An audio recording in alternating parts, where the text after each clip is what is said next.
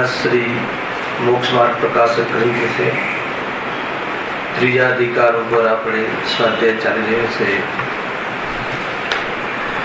મૂળ વાત આમાં ટોપિક એ છે કે કર્મના ઉદયમાં કેવી પરિસ્થિતિઓ થાય છે અને એ પરિસ્થિતિમાં જીવને પોતાના સ્વભાવની ખબર ન હોવાના કારણે, સ્વપરનો વિવેક ન હોવાના કારણે નિરંતર જીવ સંતાપવાન થાય છે।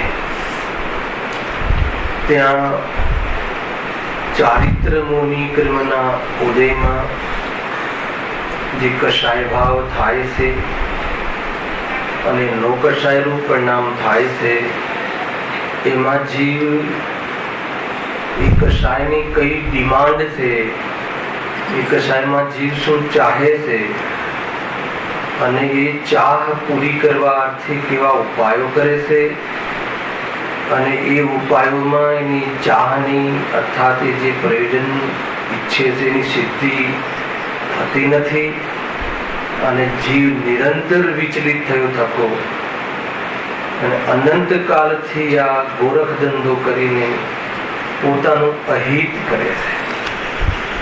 મૂળ વાત આ છે।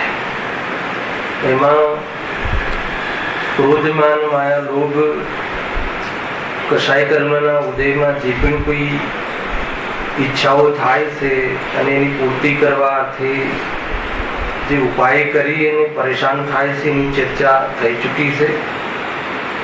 હવે 55 નંબરના પેજ ઉપર વિષય આજે નો કષાય એ સંબંધી આગળ ચર્ચા કરીશું। જો એ પ્રમાણે કષાયો વડે પીડિત થતો જીવ એ અવસ્થાઓમાં પ્રવર્તે છે। આગળની ચર્ચાના અનુસંધાનમાં વળી એ કષાયની સાથે નો કષાય થાય છે। નો કષાય થાય છે ત્યાં એમ કહીને આગળ એમનું વર્ણન કર્યું છે, પરંતુ નો કષાય શું છે એની આપણને ખબર હોવી જોઈએ। કઈ કઈ નો કષાય છે?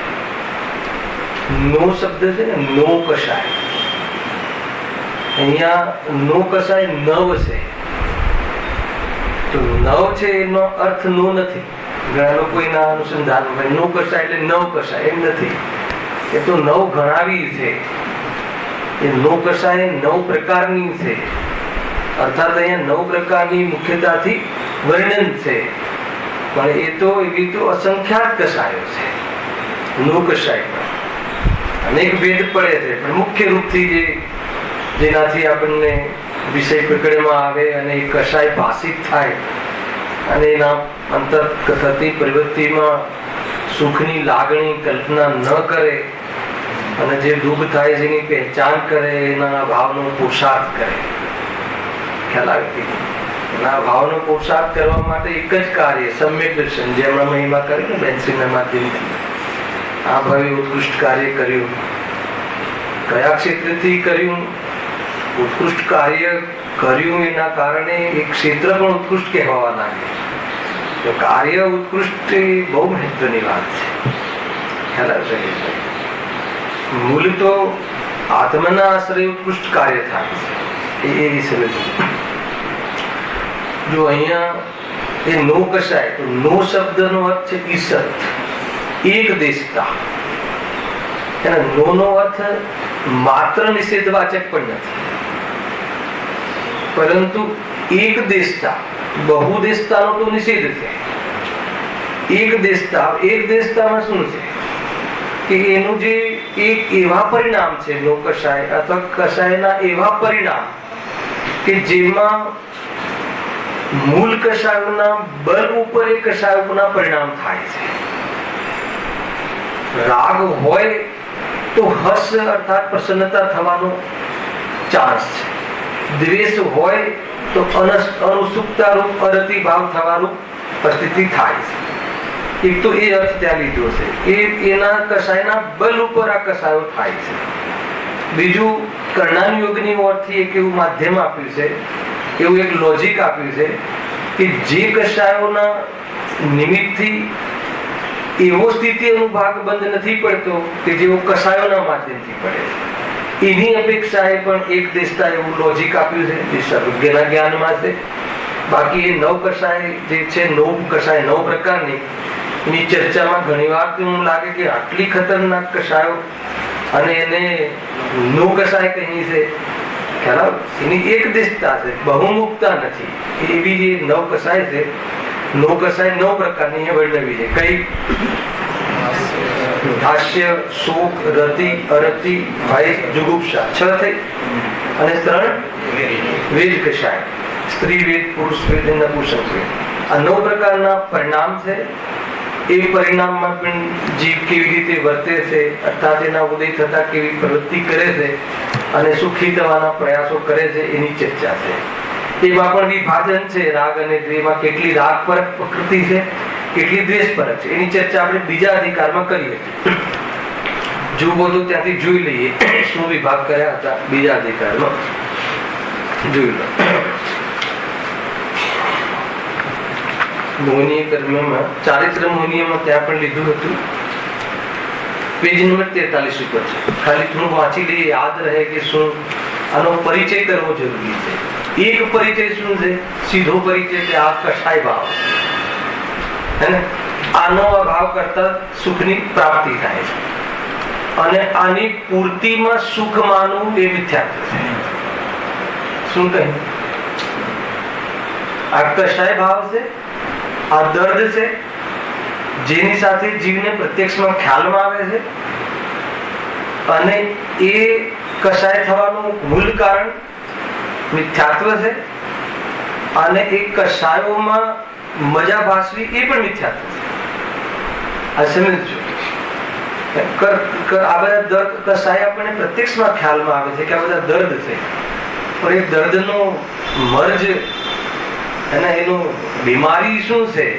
તો કે બીમારી તો મોહ છે, મિથ્યાત્વ છે. એને લઈને કોઈ પદાર્થમાં લાભ દેખાય, પોતાનું ભાસે, તો એમાં રાગ રૂપી કસાય પેદા થાય છે અને રાગમાં એવી ચેષ્ટા કરે છે, રાગની પછી ડિમાન્ડ આવે છે, ચાહે છે કે આ પદાર્થ મારી પાસે કાયમી રહે અને એ ડિમાન્ડને પૂરી કરવા માટે ઉપાય કરે છે અને એ ઉપાયમાં નિરંતર અશાંત રહે છે, આકુલિત થાય છે અને એ આકુલિત થવા છતાં એ રાહ જોવે છે, એક આશા રહે છે કે ક્યારેક તો આખું પ્રકરણ આજી અનાદિથી આ જ પ્રકારનો પ્રોગ્રામ ફિટ થઈ ગયો છે એનામાં અને એ પ્રમાણે કર્યા કરે. એક વાર પણ વિચાર કરતું નથી કે એ આપણી વસ્તુ છે, એમાં કોઈ લાભ મળે છે કે નહીં. અને જ્યારે નથી મળતો તો પછી હું આ પૂરું દાયિત્વ, પૂરું સમર્પણ એની પાછળ એ વસ્તુને એને ગ્રહણ કરવા, પ્રાપ્ત કરવા માટે કરું છું, એ કેટલું ઉચિત છે, એનું શું ઔચિત્ય છે. જ્યારે એનું ઔચિત્ય કાંઈ નથી તો પછી આવી પ્રવૃત્તિ કરીને હું અને મારું જીવન 100% ઉપયોગ બરબાદ કરું છું. એ વાસ્તવમાં વિચારમાં, અમલમાં મૂકી અને તાત્કાલિક એનો ઉપાય, એનાથી રહિત થવાનો ઉપાય વિચારવા જેવું છે. આ મૂળ વાત. ઘણી વાર મને એવું થાય કે જે ઘણા સ્વાધ્યાયી જીવો છે અને સ્વાધ્યાય એટલી હદમાં કરતા હોય છે, એવા શેડ્યુલમાં કરતા હોય છે કે 1 કલાક પછી આ વિષય, પછી આ વિષય, પછી એ વિષયમાંથી શું ગ્રહણ કરવું, એ વિષયમાંથી આપણા જીવનમાં ક્યાં એપ્રોચ થાય છે અને આપણે એ વિષયના અંતર્ગત આપણે ક્યાં ઉભા છીએ એ વિચાર સુધી પણ જીવ આવતો નથી.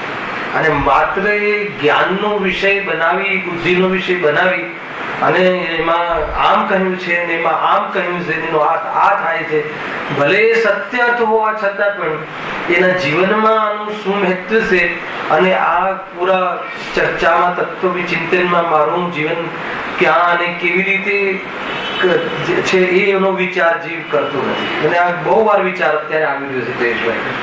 ઘણી વખત આપણે હવે આપણા લેવલની વાત કરીએ છીએ, જે આપણે બધા ભણીએ છીએ, સ્વાધ્યાય કરીએ છીએ, એક નિયમસાર પત્યો વ્યસ્ત પાહો, ફરી પાછો સમયસાર, અનેક વખત આપણે એના પૂરા તો કરીએ છીએ, પણ પછી એના આ પરમત અપરમત નથી એ કહ્યું એ શું, અને મારામાં પરમતપણું અપરમતપણું ક્યાં ઘટે છે, અને મારો જ્ઞાયક ભાવ કઈ રીતે છે, અથવા હું એ મારો સ્વભાવની સિદ્ધિ કઈ રીતે થાય છે, એવી જાતે પ્રયોગાત્મક કે પ્રેક્ટિકલ વિચાર અમલમાં નથી મુકાતો. અથવા જે પણ આપણે પ્રવૃત્તિ કરી રહ્યા છે, જ્યાંથી ઊભા છે ત્યાંથી વિચાર કરો કે જે હું આ પ્રયાસ કરી રહ્યો છું, પરદ્રવ્યને માંથી કોઈ વસ્તુ લાભ મેળવીને સુખી થવાનો જે મારો પ્રયાસ છે એ બરાબર છે કે નહીં.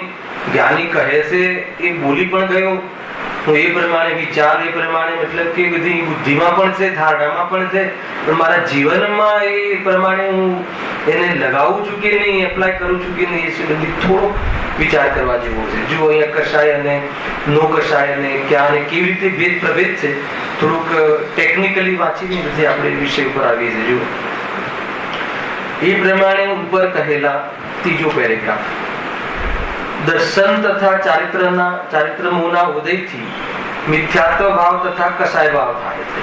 આ બે પરિણામ કહ્યા, બે કર્મ કહ્યા અને એના ઉદયમાં જીવની પરિણતિમાં થતા બે દોષ કહ્યા. બે દોષ કહ્યા. કયા કહ્યા? એક દર્શન તથા ચારિત્રમો, એટલે દર્શનમો અને ચારિત્રમો આ કર્મના નામ છે. આ કયા કર્મના ભેદ છે? મોહનીય કર્મ. એના ઉદયથી એ મૂળ વાત છે. નિમિત્ત કારણ, આ કારણ કહ્યું. થી શબ્દ ઉદય થી કહ્યું ને એટલે કારણ થયું ને એનાથી, પણ એનાથી કારણ થયું, પણ કયું કારણ? નિમિત્ત કારણ. ઉપાદાન કારણ શું?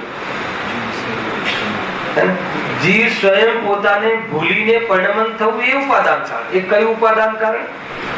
અશુદ્ધ ઉપાદાન કારણ. અને એ વખતે શુદ્ધ ઉપાદાન શું છે? પ્રફુલ્લભાઈ શુદ્ધ ઉપાદાન, અરે એ જ જોવાનું છે. શુદ્ધ ઉપાદાન શું છે? નિજ શક્તિ શું છે? એ વખતે પણ એ રીતે પરિણમિત થવા છતાં જીવ એના સ્વભાવને છોડતો નથી. વસ્તુ એના સ્વભાવથી રહિત થતો નથી. શુદ્ધ ઉપાદાન, એ શુદ્ધ ઉપાદાન દેખાઈ જાય એટલે જણાઈ જાય એટલે વિશ્વાસમાં, એવો વિશ્વાસમાં આવી જાય. શું વિશ્વાસમાં આવી જાય કે આનાથી લાભ નથી, જે હું પ્રવૃત્તિ કરી રહ્યો છું, વ્યર્થ ભાષિત થાય તો ફિર પછી કાર્યક્રમ આગળ થાય. એકદમ લોજિકલ. જો દર્શનમો તથા ચારિત્રમોના ઉદયથી કયા બે ભાવ થાય છે? મિથ્યાત્વ ભાવ તથા કષાય ભાવ. મિથ્યાત્વ ભાવ અને કષાય ભાવ શબ્દ લખ્યો ને, આગળ નામ દર્શનમો, ચારિત્રમો, બે નામ, એ કર્મના નામ. દર્શનમોના ઉદયથી મિથ્યાત્વ ભાવ, ચારિત્રમોના ઉદયથી કષાય ભાવ. તો બે શબ્દ આપણે કષાયનું વર્ણન ચાલે છે. મિથ્યાત્વ ભાવ એ કયા ગુણની વિકારી પર્યાય છે? શ્રદ્ધા ગુણની. અને કષાય ભાવ ચારિત્ર. બંનેને કોઈ જગ્યાએ એક શબ્દ પણ કહ્યો છે, બંનેને કષાય પણ કહી દીધા છે. શોર્ટકટમાં બોલવું હોય ને, કેમ કે બંને આત્માને કસે છે. શું કરે છે? કસે છે એટલે શું? દુઃખ દે છે. કોણ દુઃખ દે છે? કર્મ કે કષાય ભાવ કે પરદ્રવ્ય? ખ્યાલ? બહુ બધા વેદ જ્ઞાનના જ વિષયો ચાલે છે. કર્મ દુઃખ દે છે કે કર્મના ઉદયમાં થતા કષાય ભાવ અને મિથ્યાત્વ ભાવ દુઃખ દે છે? આ દુઃખના કારણ છે, દુઃખના કારણનો પરિચય છે. ખરેખર જે દુઃખના કારણ છે એને આપણે સુખના કારણ માનીએ છીએ. સૌથી મોટી ભૂલ. મિથ્યાત્વ ભાવ દુઃખનું કારણ કે સુખનું કારણ? ફટાફટ બોલો પ્રફુલ્લા, ફટાફટ. દુઃખનું કારણ, બરાબર છે. હવે હું એનું વિશ્લેષણ કરું છું કે આ ઘર મારું છે, ધન હું કમાઈ શકું છું, એ પ્રવૃત્તિ અર્થાત એ કાર્ય દુઃખનું કારણ કે સુખનું કારણ કે ગૌરવનું કારણ? ખ્યાલ આવે કે મારી પાસે 4 ફ્લેટ છે, એ જીવની શોભા છે કે એ માનવું એ જીવનો મિથ્યાત્વ ભાવ? તો મિથ્યાત્વ ભાવ દુઃખરૂપ છે એ સમજમાં આવે છે, પણ મિથ્યાત્વ ભાવ જયારે કહીએ અને એ પછી દુઃખરૂપ કે એ શું દુઃખરૂપ? 4 ફ્લેટ છે ને મારી પાસે દુનિયામાં, એનાથી હું એને મહાન ગણાવું પણ છું. અને સમાજ મને એટલે તો પૂછે છે, અને મને પૂછે છે એ તો મારી પ્રેસ્ટીજ છે, એ તો મારું સ્ટેટસ છે. અને એ સ્ટેટસ છે એ તો વાસ્તવમાં શું છે? સુખ છે. સ્ટેટસ છે, સુખ છે. અને એને અહીંયા એ આખા આ પેકેજ ને અહીંયા શું કહ્યું? મિથ્યાત્વ ભાવ. એ સારું પેકેજ છે. એ મિથ્યાત્વ ભાવ શું છે? દુઃખના કારણ છે. એને આપણે શું માનીએ છીએ? એ વખતે પણ લીધું હશે, ફરીથી બહુ વિચાર કરવા જેવું છે. એ મિથ્યાત્વ ભાવ તથા કશાય ભાવ જો એ લખ્યું છે, એ જ સંસારના મૂળ કારણ છે. જેના મૂળમાં મિથ્યાત્વ ભાવ અને કશાય ભાવ છે, એને લઈને જે અનુભૂતિ કરે છે, જ્ઞાનની અનુભૂતિ કરે છે, આ ઘર મારું છે એમ જ્ઞાન અનુભૂતિ કરે છે, એ જ્ઞાન અજ્ઞાન છે. એને અજ્ઞાન કહ્યું. અને એને લઈને શું થાય છે? જીવ દુખી થાય છે, જીવ હંમેશા પરેશાન રહે છે. મતલબ કે કોઈ જે ચીજ આપણી છે નહીં એ આપણી ન માનીએ, પછી એમાં કઈ થાય તો શું પ્રોબ્લેમ? આનંદ જ આનંદ છે. આપણને આપણું કઈ બગડતું જ ના હોય તો પછી આનંદ રહે કે દુઃખી થઈએ? મને અહીંયા બેઠેલા વ્યક્તિમાંથી કોઈ એક જીવ કહે કે ભાઈ મારું ઘણું બગડી ગયું છે, એવું મને અહીંયા કહે અને શું બગડી ગયું છે જણાવે, તો આપણે જ્ઞાનીઓ શાસ્ત્રના માધ્યમથી અને એ જે કહે છે કે તારું ક્યારે કઈ બગડતું નથી, એ સિદ્ધાંત, અને આપણે સમજીએ છીએ કે મારું ઘણું બગડી ગયું, મને બહુ તકલીફો છે, એ બંનેનું મેચિંગ થાય છે કે નહીં જોઈએ. જરા પ્રયોગ કરી બોલો શૈલેષભાઈ, બતાવો કે ઉંમર થતી જાય છે, ઇન્દ્રિયો શિથિલ થતી જાય છે, બહુ પ્રોબ્લેમ છે. અહીંયા કહે છે કે તારું નથી. આગળ બોલ.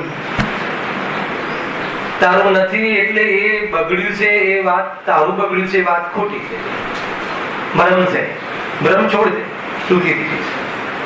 આ એક સિદ્ધાંત, આ એક સૂત્ર એને આ જીવનમાં અપનાવી દે, આ મંત્ર, એમાં એને જ્ઞાયક ની દ્રષ્ટિ કહેવાય છે, એમાં એને જ્ઞાયક ના દર્શન થાય છે, એમાં એના સ્વભાવને દર્શન દેખાય છે, એમાં એને કશાયમાં વિરામને પ્રાપ્ત થાય છે, એમાં એને ખરેખર શાંતિ મળે, સુકૂન મળે. પણ ક્યારે? પૂરા વિશ્વાસથી, પૂરી પ્રતીતિથી, એ સંબંધી પરિણમે તો. ખાલી ઉપર ઉપરથી ચર્ચા કરે, કથનોમાં લે, વાર્તાલાપનો વિષય બનાવે, માત્ર જ્ઞાનની ધારણાનો વિષય બનાવે, એ બધું પૂર્વમાં હોય, પરંતુ એના માધ્યમથી પ્રતીતિ ન કરે તો કહે છે કાંઈ ન થાય.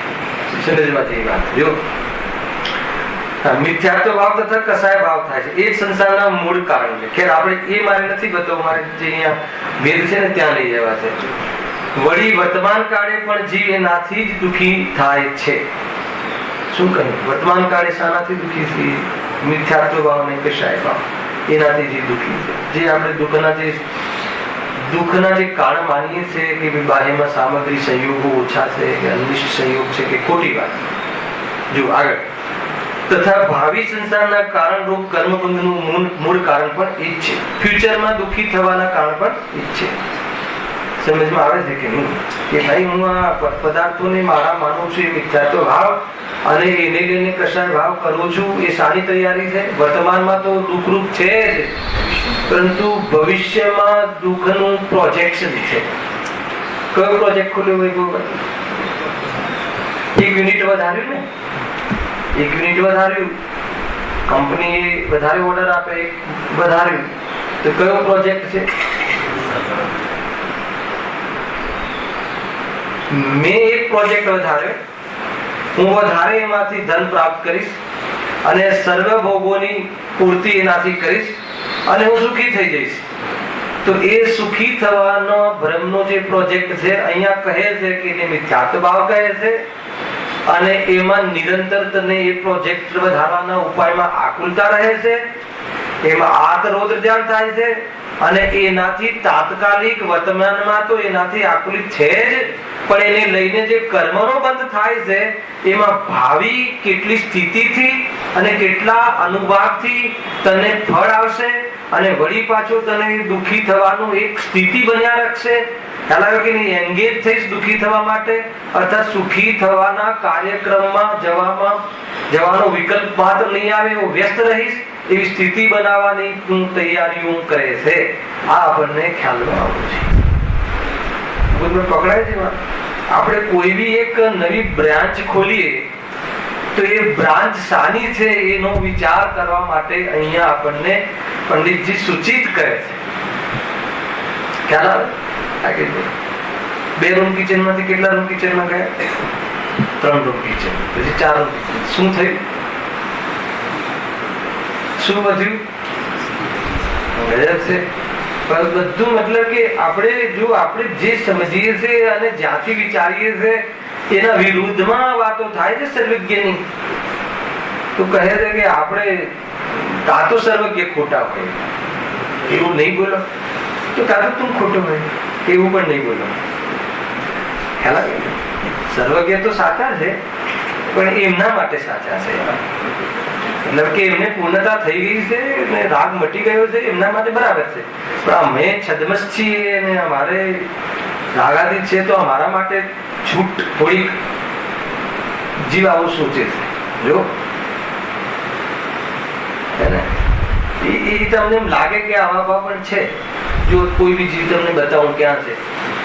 આપણે આપણા ઘરમાં બે લેવલના જીવો હોય. એક તો ઉંમર થતી જાય અને હવે એમ લાગે કે ભાઈ ગળપણ આવી રહ્યું છે, હવે ધર્મ કરવું જોઈએ, તો એક લેવલમાં એ જીવ પણ એમ સમજે છે કે બાળકો અત્યારે યુવાન છે, હમણાં વાર છે. એનો અર્થ શું છે કે હમણાં વાર છે, હજુ તો એમના ખેલવા કૂદવાના દિવસો છે, હજુ તો એમને એન્જોય કરવાના દિવસો છે. એ વર્ત કે તમે જ્યાં જાઓ છો એ એન્જોય નો કાર્યક્રમ નથી. માણસમાં આ બેઠેલું છે અને એ તો તારી કશાયો અને તારું બાહ્યમાં જે શરીરની સામર્થ્ય શક્તિઓ ડાઉન થઈ છે ને, આત્માના બલથી કશાય ડાઉન નથી. એવું સામર્થ્ય નથી ઝેલવાની. એટલે હવે તું એવો એક રસ્તો કાઢી લીધો કે ભાઈ અહીંયાથી તો કે કાર્યક્રમમાં કોઈ લાભ નથી. આ વાત બહુ તહેદિલથી સમજવા જેવી છે. ક્યાં ઉભા છીએ આપણે? ઘણી વખત એમ થાય કે વૃદ્ધાવસ્થામાં કરી લઈશું, પછી વૃદ્ધાવસ્થામાં એને એ જે શારીરિક જીવન છે એના માટે એને નિભાવવા સમર્થ નથી. એ હવે ક્યાંથી આત્મકલ્યાણ માટે વિશેષ સ્વાધ્યાયમાં એ પરોવાશે? અરે એ તો આ તો વૃદ્ધાવસ્થામાં કમાણી ખાવા માટેની અવસ્થા છે. અને આ યુવાવસ્થા ને જે છે એ તો કમાવાની ઉંમર છે. દુનિયામાં પણ એ લોજિક છે કે જવાનીમાં કમાવું ને બુઢાપામાં એનો ભોગ કરવો.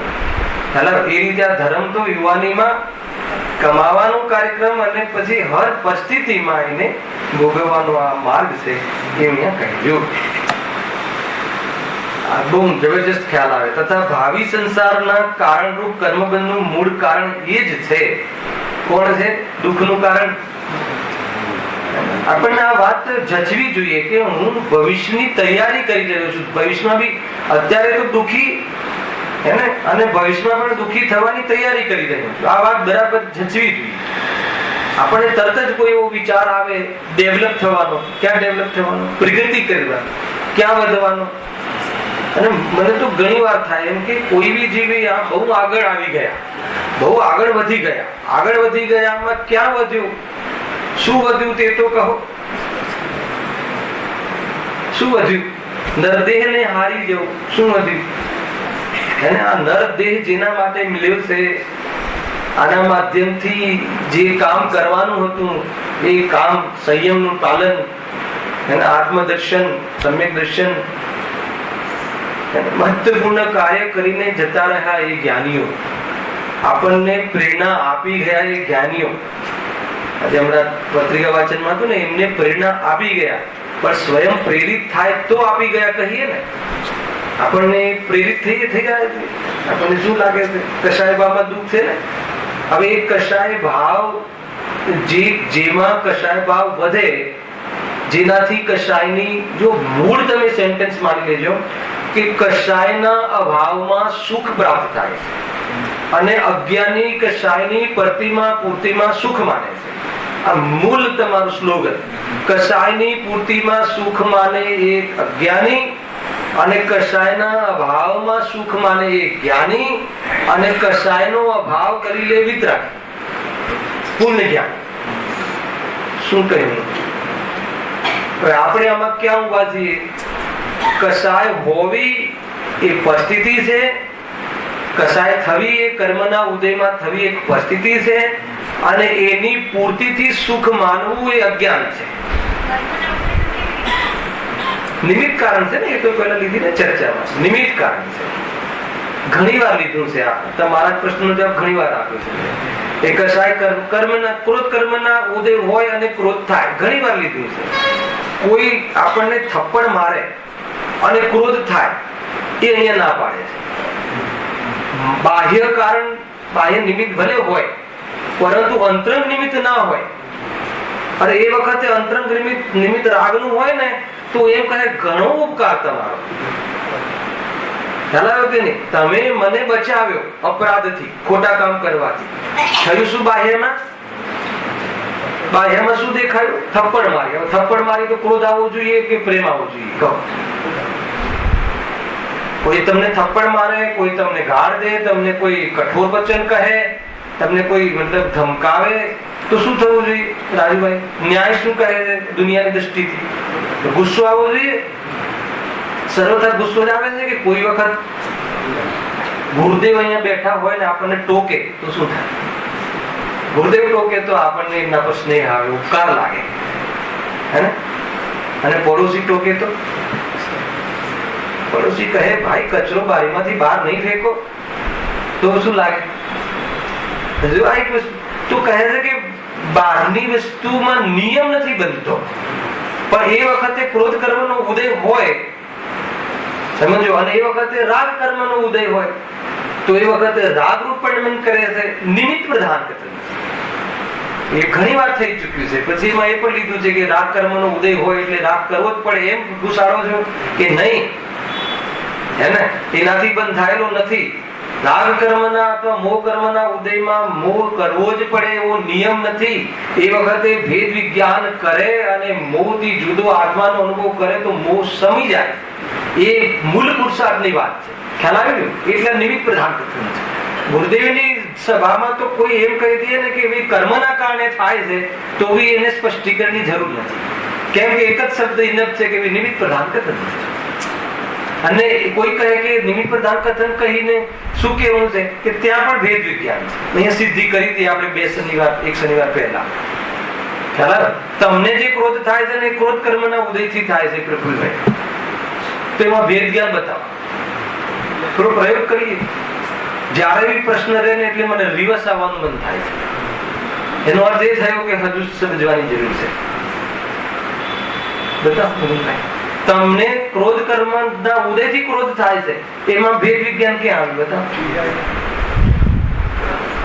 આ જીવને શું આદત છે રાજુ?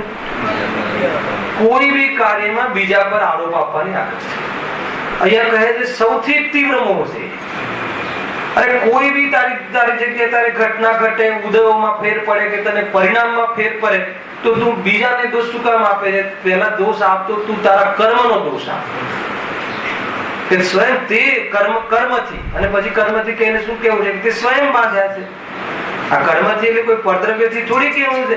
આ કર્મ પણ શું કામ આવ્યા તો કે તે સ્વયં બાંધ્યા છે, તો સ્વયં ભાવ કર્યા છે તો તારાથી આવી ગયું. આ ખેતર તું શું થયું?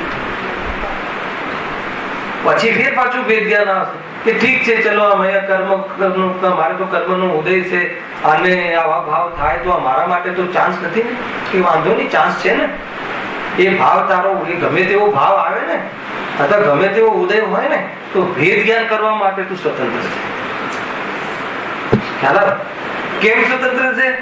કેમ કે એ વખતે સ્વભાવ મોજૂદ છે અને એ વખતે પણ રાગ પાપના ઉદયમાં પાપ પરિણામ કરવા પડે જરૂરી નથી. ભેદ જ્ઞાન કરી શકે છે. પુણ્યના ઉદયમાં પણ ભેદ જ્ઞાન કરી શકે છે. તો કહે ઉદય પણ ડરતા નથી. એમ કહીને દરેક જગ્યાએથી જીવને છોડાવવાની વાત છે. નિમિત્ત પ્રધાન જો શું કહે છે કે તથા ભાવિ સંસારના કારણો કર્મ બંધનનું મૂળ કારણ પણ એ જ છે. ઘણી વાર કહી ચૂક્યો છું કે કર્મ ચાલે છે પાઠ કર્મની ઓર નિમિત્ત પ્રધાન કે કર્મ પરિસ્થિતિ ઊભી કરે છે. ખ્યાલ? મોહ કર્મમાં મિથ્યાત્વ ભાવ થાય છે અને મિથ્યાત્વ ભાવમાં આ જીવ શું પ્રવૃત્તિ કરે છે? જે વસ્તુ જેવી છે એવી નથી માનતો એ પ્રવૃત્તિ કરે છે. એમાં નવાઈ નથી. મિથ્યાત્વ ભાવમાં એ જ કરે. વાત એ નથી કે એ કરે છે, પણ એનાથી તું દુઃખી થઈશ. વાત એ છે કોઈ રીડ આપણો એ ચાલે છે. શું કહ્યું? ચિત્તુભાઈ પેકેટમાં આવે છે. કોઈ બી જો મેં મલ્હારમાં પરમ દિવસે જ વાત કરી હતી કે ત્યાં સ્વાધ્યાય કરીએ છીએ ને, તમે કાલે આવશો ને ગુરુદેવના પ્રવચનમાં તો બી એ જ કહેશે, નિરંતર એક જ દેહ આવીને તું પોતાના માને છે, પરદ્રવ્યમાં તું અહમ કરે છે. બેન્સની સ્વાનુભૂતિ દર્શન વાંચી ગઈ છે. શું કરવું જોઈએ? આત્મકલ્યાણ, વેદ વિજ્ઞાન કર. જે વસ્તુ જેની છે એની માન. સૌથી મોટામાં મોટું અપલક્ષણ છે, ભૂલ ત્યાં પડી છે. એક જ વાત ડેલી ના પ્રવચનમાં, ચાહે નિસંગીત અંગ હોય કે ચાહે નિર્વાચક નિકાંશિક અંગ હોય, કોઈ બી હોય, એક જ ચર્ચા. તો એનાથી શું કરવું આપણે? તો કે એનાથી છે ને સ્વાધ્યાયમાં મૂળ પ્રવૃત્તિ નાખી દેજો એક, કે એમાં રસ પોષણ થવું જોઈએ. મૂળ વાત કેમ કે આપણે 24 કલાક સાની પ્રેક્ટિસ કરીએ છીએ, આ મારો, આ મારો. અને અહીંયા આવીને એક વાત સાચી કરે છે જ્ઞાનીઓ કે તું તારું માને છે ને એમાં લાભ માને છે, ત્યાં સુધી તને આત્મા શાંતિ નહીં મળે. તું એ તારું છે નહીં, સ્વરૂપ બી એવું છે, સૃષ્ટિ પણ એવી છે, વસ્તુ પણ એવી છે, તો એમ માન. એટલું કઈ રીતે? હવે અહીંયા આજે કહ્યું બપોરે પીરિયડ લેવા આવશો તો બી એ કહેશું, સાંજે બી એ કહેશું, ગુરુદેવનું પ્રવચન આવશે તો બી એ કહેશે. તો આપણે શું કરવું? એ સમયે જે આપણી જે કઠોરતા છે ને એ કઠોરતા વિશે વિચાર કરવો અને આ ભેદ વિજ્ઞાનનો રસ પોષવો. વાત તો સાચી છે, રસ પોષણનું કામ ચાલુ રાખો તો સ્વાધ્યાયમાં આનંદ આવશે. માત્ર જ્ઞાનનો વિષય બનાવશો તો કે આ તો રોજ એકની એક વાત કરે છે, રોજ એકની કસાય દુઃખરૂપ છે, કસાય દુઃખરૂપ. તો તમે આપણે બી તો રોજ એકની એક વાત નહીં, રોજ એકની એક વાત નહીં, દરેક ક્ષણે એકની એક જ વાત કરીએ છીએ. કસાયમાં મજા આવે છે, કસાયમાં મજા આવે છે, એટલે જ્ઞાની કહે છે કે કસાયમાં દુઃખ છે. બીજું કરે શું? ઉપાય તો એ જ છે. અને એમને લોજિકલી પ્રૂવ કરાવે છે, તારા મોઢે બોલાવડાવશે કે હા પરેશાન છું કસાયથી. એવી તૈયારી થઈ જાય ત્યારે શ્રી ગુરુ કહેશે કે બેસ, કસાય તારી છે જ નહીં, કસાયનો તારામાં ત્રણેય કાળે ભાવ છે. આટલું જ કહેવું હતું કે આટલું જ કહ્યું.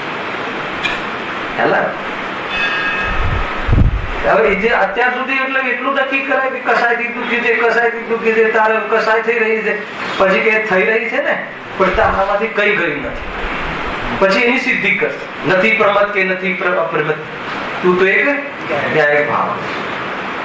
આખી વાત મજાની મૂકી દેશે. પછી શું કરશે કે એ તું જ્ઞાનનો વિષય બનાવ અને તું એને શ્રદ્ધા તારું એના તરફનું વલણ કર, અથવા એ તને શ્રદ્ધામાં બેસી જશે. પછી શું થશે કે પછી કઈ નહીં, પછી તું મજામાં રહેશે, પછી આનંદ જ રહેશે. પછી એટલે ક્યારે?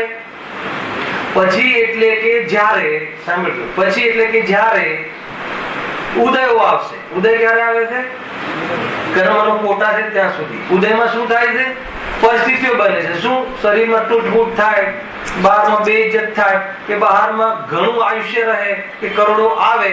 બંને બધી સ્થિતિઓમાં એનું કાંઈ નથી અને એનામાંથી કાંઈ ગયું નથી ને એનો જે વૈભવ સંપન્ન એ સુરક્ષિત છે એવું ફીલિંગ હોવાના કારણે એ સ્થિતિઓમાં ન વિચલિત થાય છે કે ન કોઈ બહારમાં ચીજો મળી જવાથી અહંકાર પેદા થાય છે.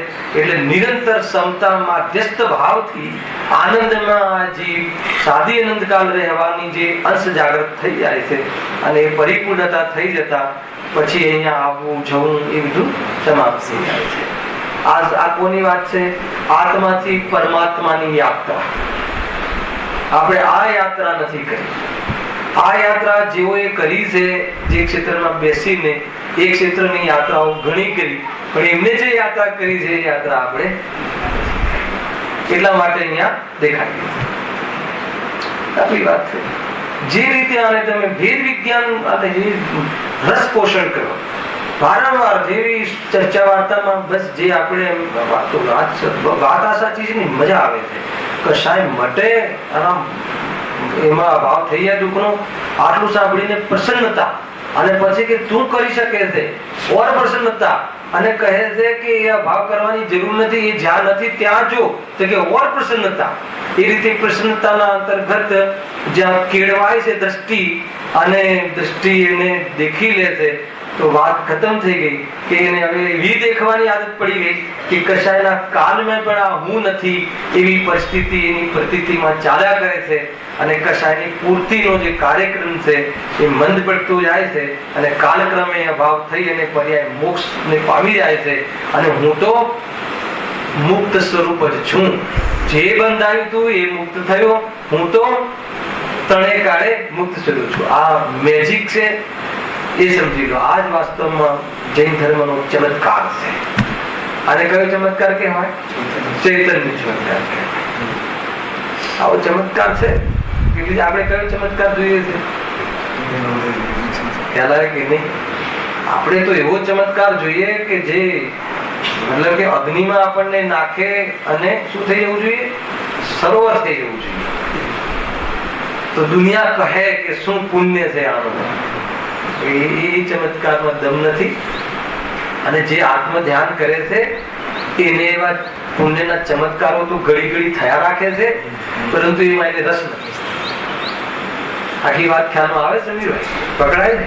જો થોડીક ચર્ચા આવી ગઈ એટલે રસ પડે છે ને આ આત્મકલ્યાણ. એટલે વાત અહીંયા આ છે, જુઓ કે ભાવિ સંસારના કારણરૂપ કર્મબંધનું મૂળ કારણ એ જ છે. એનું બીજું નામ જો બે નામ આપે. હવે લાઈનથી ફરીથી પાછા આવી જાવ આપણે ક્યાં વિષય છે બધી છે ત્યાં, કે એક ચારિત્રમો, એક દર્શનમો. ચારિત્રમો દર્શનમો નામના બે કર્મ છે. ચારિત્રમોના કર્મથી મિથ્યાત્વ ભાવ થાય છે. હવે આ રીતે બોલીશ, કરતા કર્મનું અભેદપણું. હાલ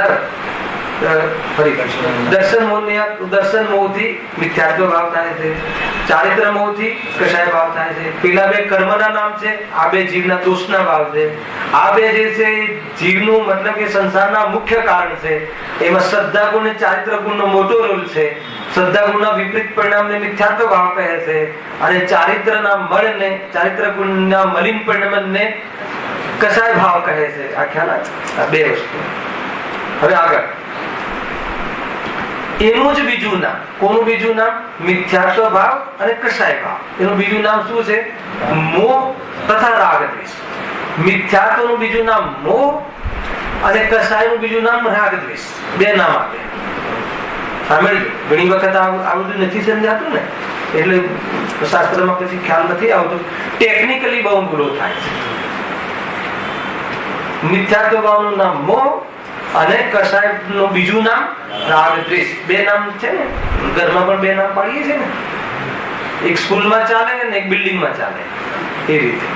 એ તો બે નામ પાડીએ છીએ અને ટીકુ બીકુ નામ પાડીએ છીએ ને, એ રીતે. મોહ રાગ દ્વેષ, મોહ રાગ દ્વેષ. ટોટલી આખા પેકેજને એક નામ મોહ અપાય છે. કેમ કે મોહનીય કર્મ, પછી મોહમાંથી આ બધા ભેદો પડે છે. રાગ દ્વેષ. ત્યાં મિથ્યાત્વનું નામ મોહ છે. થોડું કારણ બતાવી દીધું છે, એની ચર્ચા બહુ થઈ ગઈ, ખાલી વાંચી દીધું છે. કારણ કે ત્યાં આત્મ સાવધાનતાનો અભાવ છે. આત્માની સાવધાનીનો અભાવ સૌથી મોટું દૂષણ. સાવધાન નથી રહેતું, એલર્ટ નથી. આજે અને બહારમાં શરીર શું મળ્યું અને શું જ્ઞાનનો વિષય બન્યો તો ક્યાં મારું, પછી બીજું શું આ સારું.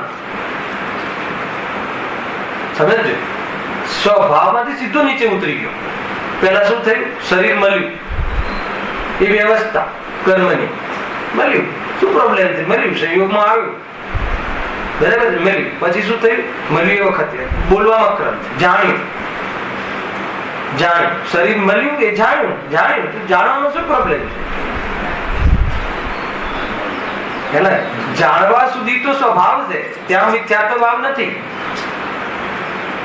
શરીરને જાણવાનું નામ મિથ્યાત્વ ભાવ નથી. શરીર મારું છે એમ જાણવાનું નામ મિથ્યા જ્ઞાન છે. એ રીતે છે.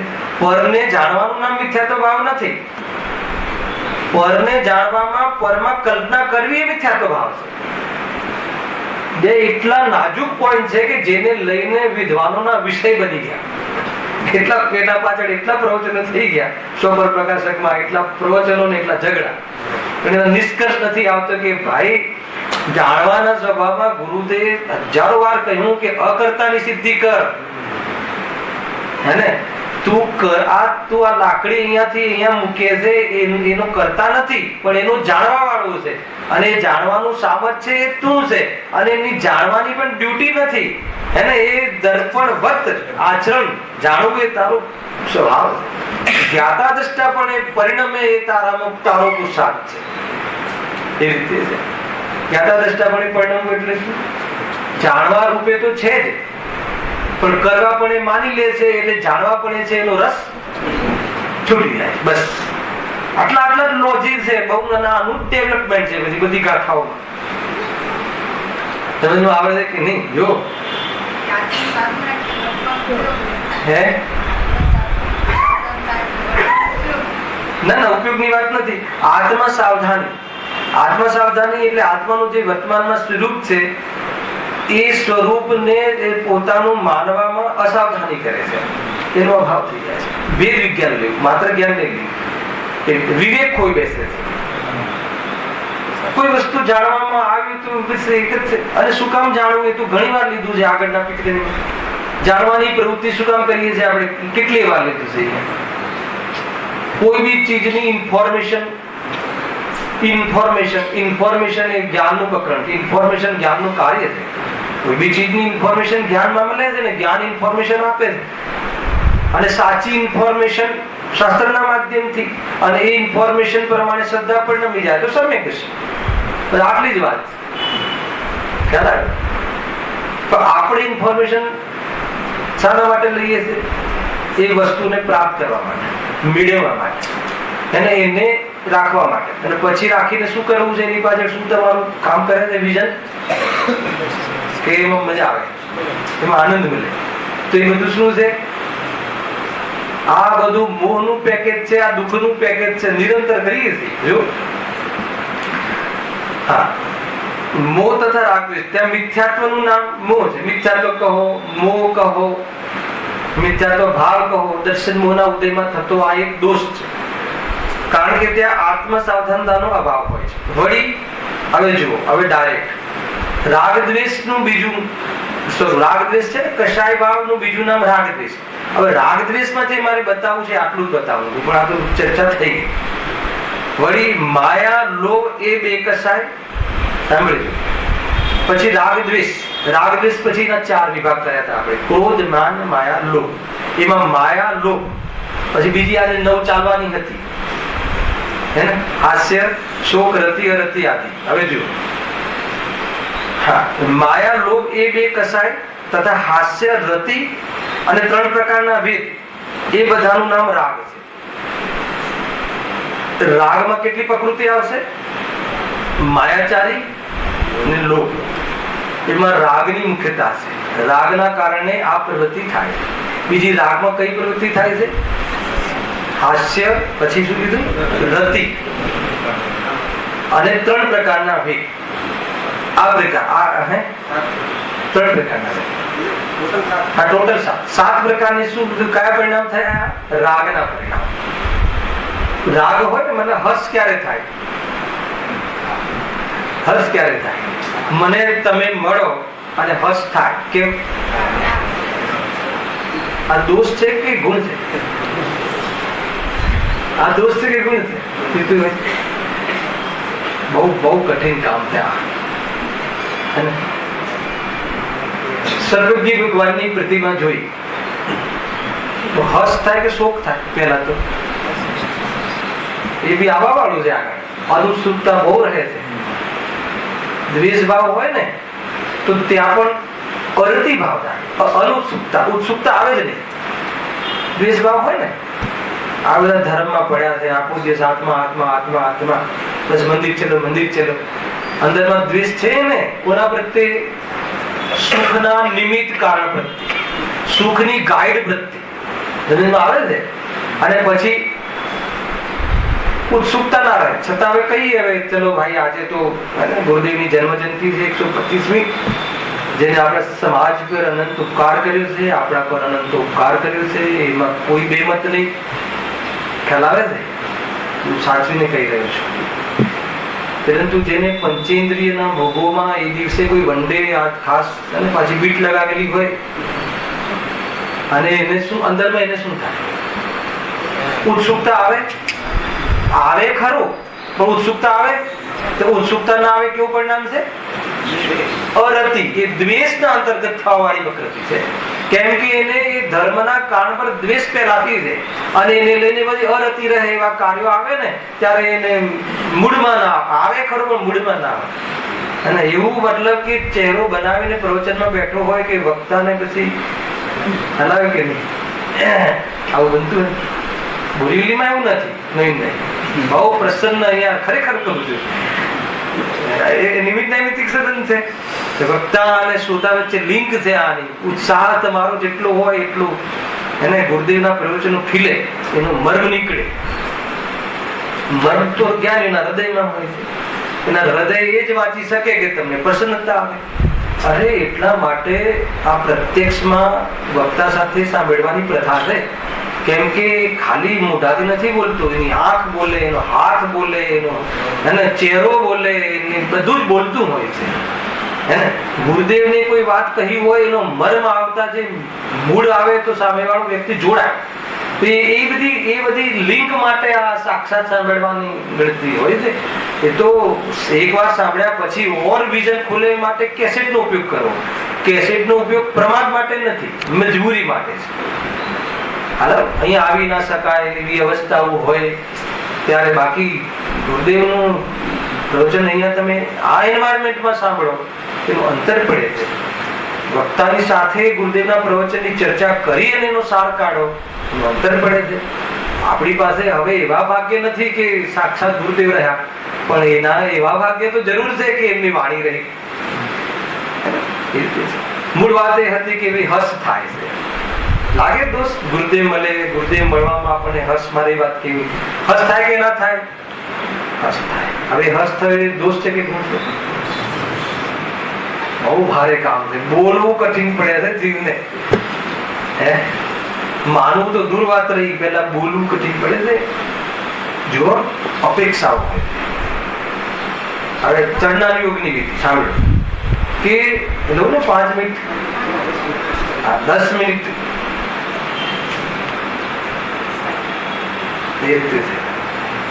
અમારી 1 મિનિટ બી ઓછી ના થવી જોઈએ એમ કહેલું છે. 1 કલાક માંડ આપણે લઈએ છીએ, એમાં અમારી 2 મિનિટ બી ઓછી ન થવી જોઈએ. બહુ સારું વાત છે. હર્ષ થાય છે ને, હર્ષ થવો જોઈએ કે ના થવો જોઈએ? આ વાત એ હતી, અપેક્ષા એ હતી કે જે નિમિત્તો અથવા જે કાર્ય જીવના સંસાર વધવામાં નિમિત્ત બને છે, એને એમાં હર્ષ ઘણો રહે તો અનંતાનુબંધી કિસ્સાનો બંધ થાય. સાંભળ્યું? અને જે નિમિત્તોના માધ્યમથી સંસાર મટવાનો કાર્યક્રમ થાય છે, એને મળવાથી હર્ષ ન થાય તો અનંતાનુબંધી કસાય કરવાનું બંધ થાય. હજુ પૂરી નથી વાત. એનો અર્થ એ થયો કે સંસાર વધવામાં નિમિત્ત બનતા હોય એવા નિમિત્તોનો મળતા હર્ષ વધારે થાય દેવશાસ્ત્ર ગુરુ મળવાથી તો અનંત સંસારનું કારણ છે. અને પોતાના આત્મા મેળવવાના પ્રસંગથી એના નિમિત્તો પર હર્ષ વધારે થાય તો પણ અનંત સંસારનું કારણ. આખું આ પૂરું પેકેજ. કેમ કે ગુરુદેવ સાથે ગુરુદેવ મળવા પાછળ આપણે ખુશ થવાનો ઉદ્દેશ શું છે? કેમ કે એમને મને બતાવ્યો નહીં તો હું શું કામ ખુશ થાય? એમને મારો પરિચય કરાવ્યો, અને એ પરિચય કરવામાં શિથિલતા રાખીએ અને ગુરુના સંભાળના વધારે કરીએ તો અનંતાનુબંધી કશાય નથી. સમજવા જેવી વાત છે. અને આ મેસેજ છે ગુરુદેવનો કે ભાઈ એને મારી સામે બેસી રહેવાથી તારું કલ્યાણ નહીં થાય. એ વાત છે. આખો દૃષ્ટિકોણ અહીંયા છે. અટકવાનો માર્ગ નથી. ભટકવાની તો વાત જ નથી. એમનાથી થાય એ ભટકી ગયું, પણ એમને એમનાથી ન થાય, મારાથી થાય. ઉપકાર ઘણો છે, પણ એમાં અટકી જવાથી પણ કાર્ય નહીં થાય. સ્વરૂપમાં જેવું મુખ્ય છે એની મુખ્યતાથી વાત છે. ખ્યાલ આવે? એ રીતે છે. હવે બતાવો, એ હર્ષ થાય કે ના થાય? પહેલા અરે હર્ષ થાય એ મારી પરિસ્થિતિ છે. જેના માધ્યમથી જેના નિમિત્તથી ઉપકાર થાય એવા જીવો મળે ને હર્ષ ના થાય એવું કેવી રીતે બને? જ્યાં હું સંસારની અંદર કશાયની વચ્ચે છું તેવો હર્ષ થાય એમાં ક્યાં ના છે? પરંતુ એ શું છે? દોષ છે કે ગુણ છે? એવો વિવેક જો જાગૃત ન થાય, વેદ વિજ્ઞાન ન થાય તો કહે છે કે ફસાય. અહીંયા કહે છે કે હર્ષ ને અહીંયા હાસ્ય ને કશાય લીધી છે ને એ રીતે રાગ છે. આ બધું હર્ષ થવું એમ છે. આજે એ કશાયની ચર્ચા આપણે હતી, નેક્સ્ટ શનિવારે આવશે.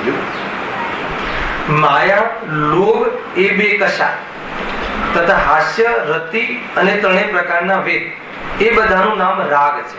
કારણ કે ત્યાં ઈષ્ટ બુદ્ધિ થી અનુરાગ પ્રવર્તે છે, એમાં અનુરાગ પ્રવર્તે છે, કશાય રાગ પ્રવર્તે છે. પેલા એક અપલક્ષણ અજ્ઞાની મુખ્યતાથી છે ને ઈષ્ટ લાગે. સૌથી મોટામાં મોટું આ છૂપું કારણ, મૂળ કારણ, જમીનના નીચેનું રૂટ. કશાય તો પ્રત્યક્ષમાં ખ્યાલમાં આવે, કશાયના દર્દ ખબર પડે છે, પણ એ કશાય થવા પાછળનું જે રૂટ છે, મૂળ છે, એ શું છે એ પકડમાં આવવું જોઈએ. અને મને આ સંગીત પ્રત્યે રાગ છે અને રાગના કારણે હું પરેશાન થઈ રહ્યો છું, દર્દ થઈ રહ્યું છે, એવી પીડા પણ ખબર છે. અને પીડા સહન થતી નથી એટલે એની પૂર્તિ કરવા અને એનો પડ્યો બોલ જીવું છું. કોણ પડ્યો બોલ જીલે છે? જ્ઞાન, ઉપયોગ. અને શું કરે છે? એની પૂર્તિ કરવા માટે પ્રયત્ન કરે છે, શોધે છે દુનિયામાં કેવી રીતે પૂર્તિ કરવું. એને ગાડી જોઈએ છે, એને સારી નોકરી જોઈએ છે, તો હવે પૂર્તિ કરે છે. પછી બધા હાથ જોડીને કે જેવી બધી કમ ભક્તિ ચાલુ થઈ જાય. આ જ થાય છે. એની પાછળનું રહસ્ય, છુપું કારણ, ઘરનો ગદ્દાર કોણ છે? કે એને ઈષ્ટ માન્યું, એને મેં મારો માન્યું, એને મારો માનવાનું છોડી દઉં તો આ બધો કાર્યક્રમ પછી કરું કે ના કરું, જ્ઞાની કરે કે ના કરે, ગજબ છે. પછી જ્ઞાની કરે કે જાણે, ઘણા બધા બધી પ્રશ્નો આવશે. ખ્યાલ આવે કે નહીં? અરે જ્ઞાની કરે અને જ્ઞાની જાણે બેનો અર્થ ખબર છે? જ્ઞાની કરે એનો અર્થ એ કે એ રીતે પરિણમે છે, એનું નામ કરે. અને પરિણમે છે એ વાસ્તવમાં કશાય છે એવું જાણે, એનું નામ જાણે. એ મારો સ્વભાવ નથી એમ જાણે, એનું નામ જાણે. આવું જાણે એ રીતે એમનું પરિણમન હોય છે. બીજું શું કે એ જે પરિણામો કેમ થાય છે? સંસ્કાર વશ થાય છે. એક એમાંથી લાભ માનવાનું છોડી દે ને તો પણ એક આદત પડી ગઈ હોય ને, એ આદત એમ થાય કે આ જ ક્ષણે મટી જાય એવું ન બને. એટલે આખો ચરણાનો યુગ ખુલે છે. એટલે પછી એમાં ક્રમ આવે છે કે એની મર્યાદાઓ પડે છે, ચોકડી પ્રમાણે જાય છે અને એની મર્યાદાઓમાં નિયમો લેવાય છે. અને એમ કરતા કરતા એના પ્રોટેક્ટ થતા અંદરની સ્થિરતા વધે છે અને સંપૂર્ણ સંસ્કાર નીકળી જાય. આ એનો પ્રયોગ છે. એટલા માટે આખા ગુણસ્થાન પછી ચાલુ થાય છે. એના સૌથી પહેલા દ્રષ્ટિ કેળવાય છે, દ્રષ્ટિ જનિત દુઃખ મટી જાય છે. પણ ચારિત્ર જનિત દુઃખ રહે. આ તમારી નિસંગીત અંગાજે ચાલતું હતું ને ગઈકાલે, એમાં પ્રશ્ન પૂછ્યો, જ્ઞાનીને ભય હોય કે ના હોય? સમ્યક દર્શન સાથે સપ્ત ભયોથી રહિત થઈ જાય છે. પણ પછી જ્ઞાની જંગલમાં એકલો જતો હોય, ગ્રહ ચતુર્ગુણ સ્થાન વાળો, અને પાછળ ભાગ પડે તો ભાગે કે ના ભાગે? તો પછી ભય છે કે ભય રહિત કઈ રીતે થયું? એની ચર્ચા નેક્સ્ટ શનિદેવ કરીશ, મોટી ચર્ચા. એ પ્રશ્ન હતો આજના પ્રવચનમાં હતો. એ પ્રશ્ન શું વિઝન છે, ભયના ભાવનો શું અર્થ છે, અને ભય બાકી રહ્યો એ કયો ભય છે, કયું લેવલ છે, એ છે ને આપણે નવ કષાયમાં એ રીતે છે. ભય જુગુપ્સાથી તો કુલ મળીને એમ કહેવું છે કે ભાઈ જ્ઞાનીઓને એ બધા ભાવો રહે છે, પરંતુ એ માનવાનું છોડી રૂટ તૂટી ગયું, મૂળ કાપી નાખે. હવે થોડાક દિવસ સુધી એ ઝાડ આમ હરીભર્યું દેખાય છે ને, પણ હવે સુકાઈ રહ્યું છે. ત્યાં સુધી સંસ્કાર દેખાય છે, પરંતુ ઓપ્શનલ, ઔપચારિક છે, બહુ ઔપચારિક રહે છે. પોતાના ઘરે મહેમાન બનીને રહે છે, પોતાની ઓફિસમાં વિઝિટર તરીકે રહે છે. એવી પરિસ્થિતિ રહે છે. અને એના આધાર ઉપર જેમાંથી નીકળવાનો સમય નથી રહેતો, અર્થાત બહુ ઓછા સમયમાં નીકળી જાય, ફટાક દઈને એની કસાય તૂટે, પતલી પડે છે, પછી તૂટે. અનાદિના સંસ્કારો તમે એમ કહો કે આત્માનું દર્શન થઈ ગયું હે ને, 15 બહુ લાગી શકે વધારેમાં વધારે, ગુરુદેવની ભાષામાં કહીએ તો. 15 ભાવના કાળ તમને ગણી, વર્ષો ને ઉંમર તો ઘણી બધી છે. એ તો ચારિત્રની પૂર્ણતાના માટે છે. પણ હર સમય સુખનું વેદન હવે કોઈ બી ભવ છે નહીં. જે ભવમાં હોય એ ભવમાં બહારનું પોઝિશન છે. હું તો મજામાં છું.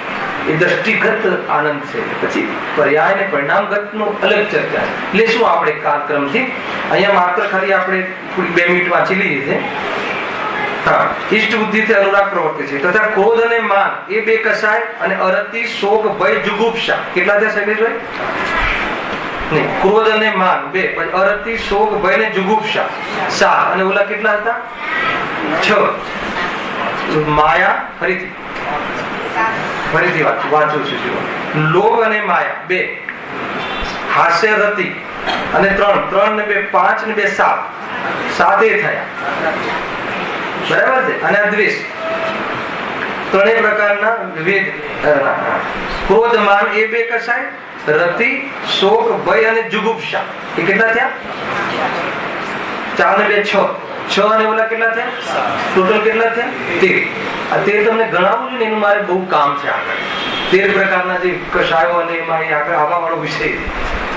તો આ બધા કસાય ભાવ થાય છે એમ અહીંયા કહ્યું છે. સામાન્યપણે રાગ દ્વેષ અને મોહ એ બધાનું નામ મોહ છે. આવી ગયું ને છેલ્લે એક શબ્દમાં મોહ છે. કારણ કે એ બધામાં સર્વત્ર અસાવધાનતા જ છે.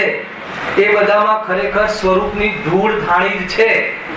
એને અસાવધાનતાનો અર્થ પૂછ્યું હતું ને તમે. અસાવધાનતા એટલે સ્વરૂપની ધૂળ ધાણી છે, સ્વરૂપથી વિરક્ત છે. શાનાથી વિરક્ત છે? સુખના કારણથી વિરક્ત છે. અરે સ્વાધ્યાયમાં રહે એ વખતે પણ સ્વરૂપથી વિરક્ત છે. મુનિરાજ પ્રવચન સાર લખવામાં રહે એ વખતે ઉપયોગની એકાગ્રતાની અપેક્ષા, શુદ્ધોપયોગની અપેક્ષા સ્વરૂપથી વિરક્ત છે. એ પરિસ્થિતિ રહે ત્યાં સુધી મોક્ષ નહીં થાય, પરંતુ શ્રેણીનો પુરુષાર્થ શુદ્ધોપયોગોમાં જાય ત્યારે એ વાસ્તવમાં મોક્ષને પામે છે. એ મુખ્ય કારણ છે. કશાયના ભાવથી જીવને મુક્તિ મળે છે અને મુક્તિમાં જીવને નિરાકુરતા થાય છે. એવી ચર્ચા આપણે આના આધારે કરવી છે. બાકીની ચર્ચા નેક્સ્ટ સહેજાનંદી